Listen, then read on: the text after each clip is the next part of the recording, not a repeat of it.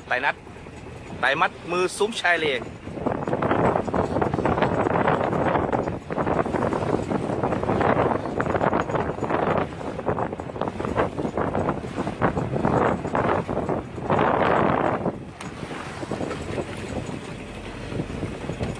ผ่านทีนะ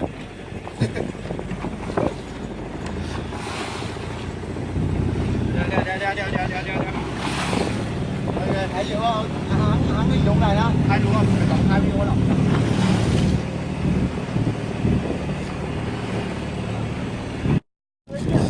hả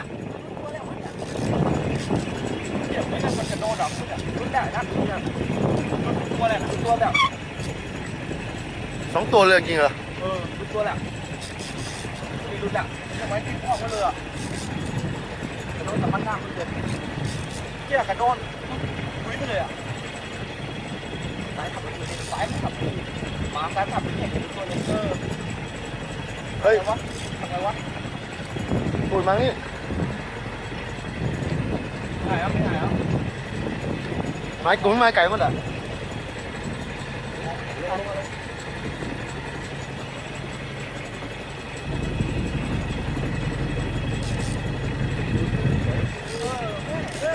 สองคันเน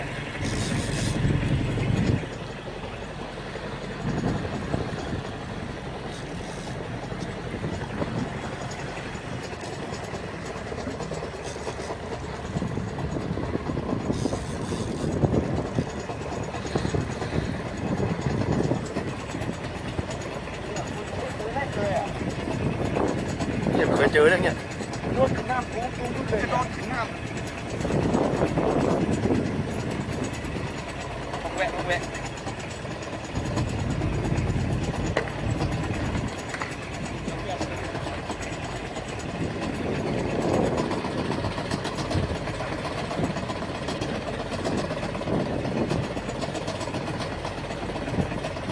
เฮ้ย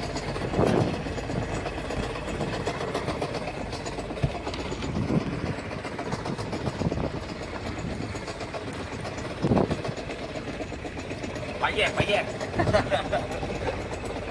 กินรู้เป็นตัวไอ้อย่าทำรู้ตัวไม่ได้กูอ่อนน้อยทุกคนเขาเล่นตัวพังเอาเลยไปมากิน